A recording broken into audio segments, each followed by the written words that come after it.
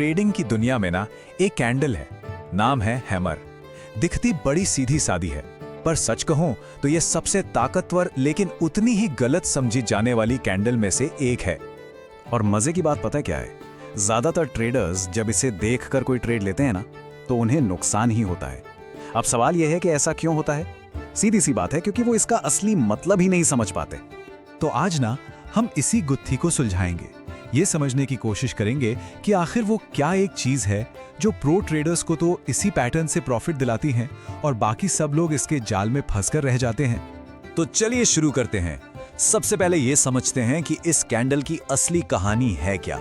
देखिए, ये सिर्फ एक शेप, एक डिजाइन नहीं है। इसके पीछे एक पूरी की पूरी साइकोलॉजी, एक कहानी छुपी हुई है। अच्छा, तो सबसे पहले इसकी पहचान समझ लेते हैं कि ये दिखती कैसी है।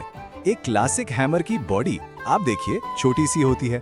ऊपर की तरफ जो शैडो है या तो वो होती ही नहीं या फिर बिल्कुल ना के बराबर। और सबसे जरूरी बात, इसकी जो नीचे वाली पूंछ है जिसे हम विक कहते हैं, वो बॉडी से कम 2 से 3 गुना लंबी होनी ही चाहिए। लेकिन जैसा मैंने पहले भी कहा, इसे सिर्फ एक आकार या शेप मत समझिए। ये अपने आप में एक पूरी कहानी है, एक जबरदस्त रिजेक्शन की कहानी। जरा सोचकर देखिए कि उस एक कैंडल के बनने के दौरान मार्केट में क्या ड्रामा चला होगा। मतलब शुरू में सेलर्स पूरी तरह से हावी थे। उन्होंने कीमत को धड़ाम से नीचे गिराया। सबको यही लगा कि भाई मार्केट तो अब और गिरेगा। लेकिन तभी अचानक सीन में एंट्री होती है बायर्स की, और वो भी पूरी ताकत के साथ। वो कीमत को खींचकर वापस ऊपर ले आते हैं। ये जो लंबी सी नीचे वाली विक दिख रही है ना, ये असल में सेलर्स के मुंह पर एक तमाचा है, एक साफ सिग्नल कि मार्केट ने नीचे के लेवल्स को पूरी तरह से नकार दिया है। तो ठीक है, कहानी तो समझ आ गई, लेकिन अब बड़ा सवाल यह है कि भाई इसे ट्रेड कैसे करना है। और यहीं पर एंट्री होती है प्रोफेशनल्स के 3 स्टेप वाले अचूक नियम की। देखिए, ये कोई रॉकेट साइंस नहीं है, बस 3 बहुत ही सिंपल सी बातें हैं।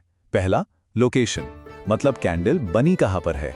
दूसरा, कंफर्मेशन, यानी उसके बनने के बाद क्या हुआ।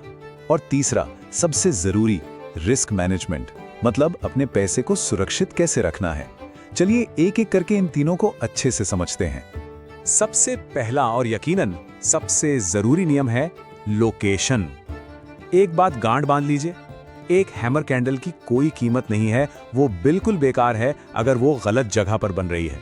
तो अब सवाल आता है, सही जगह कौन सी है? देखिए, एक मजबूत सपोर्ट लेवल, यानी वो प्राइस पॉइंट जहां से मार्केट पहले भी कई बार यू टर्न ले चुका हो, या फिर एक डिमांड जोन के अंदर जहां से पहले भी जबरदस्त खरीदारी देखने को मिली हो, या फिर किसी पिछले स्विंग लो पर। इन जगहों पर अगर हैमर बनता है ना, तो वो एक बहुत पावरफुल सिग्नल होता है। लेकिन चार्ट के बीच में कहीं भी बना हुआ हैमर वो सिर्फ एक नॉइज है और कुछ नहीं।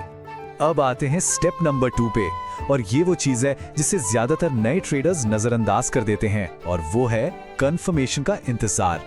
एक प्रोफेशनल ट्रेडर कभी भी सिर्फ हैमर को देखकर ट्रेड में नहीं कूदता, वो इंतजार करता है, वो सब्र रखता है।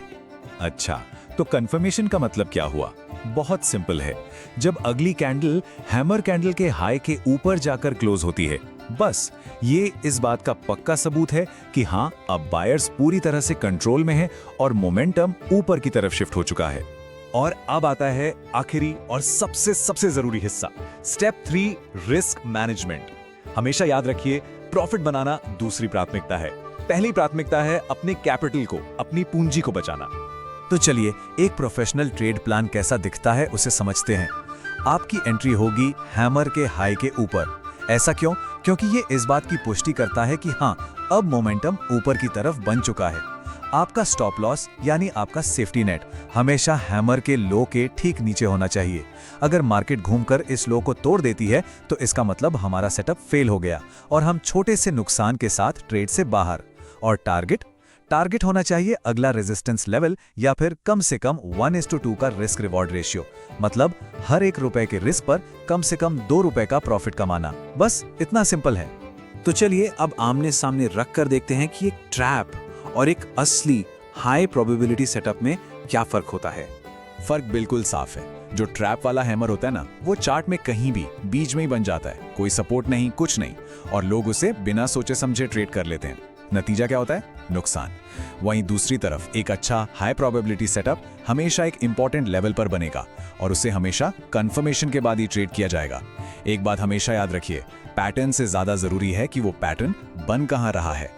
अब हम एक ऐसे कॉन्सेप्ट की बात करने जा रहे हैं जो असल में प्रोफेशनल और रिटेल ट्रेडर के बीच की सबसे बड़ी दीवार है। ये है बाजार का सबसे बड़ा राज, लिक्विडिटी। कभी सोचा है कि मार्केट अक्सर किसी सपोर्ट लेवल को हल्का सा नीचे की तरफ तोड़कर फिर अचानक से तेजी से ऊपर क्यों घूम जाता है, बहुत सारे लोगों के स्टॉप लॉस हिट करवाकर? इसका सीधा सा जवाब है लिक्विडिटी। देखिए, जो बड़े प्लेयर्स हैं, जिन्हें हम स्मार्ट मनी भी कहते हैं, उन्हें मार्केट को हिलाने के लिए करोड़ों के ऑर्डर्स चाहिए होते हैं। और ये ऑर्डर्स उन्हें कहां मिलते हैं? ठीक उसी जगह जहां हम जैसे रिटेल ट्रेडर्स अपने स्टॉप लॉसेस लगाते हैं। इस पूरे खेल को कहते हैं लिक्विडिटी ग्रैब या स्टॉप हंट। अब समझिए होता क्या है। रिटेल ट्रेडर्स सपोर्ट लेवल के ठीक नीचे अपने स्टॉप लॉस ऑर्डर लगाते हैं। स्मार्ट मनी क्या करती है? वो जानबूझकर प्राइस को नीचे धकेलती है ताकि वो सारे स्टॉप लॉस ट्रिगर हो जाएं।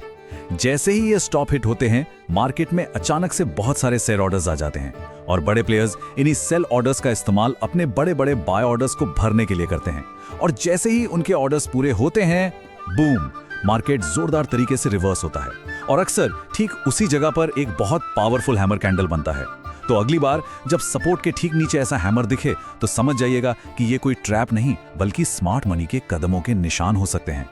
तो आज की इस पूरी चर्चा का सार क्या है, निचोड़ क्या है?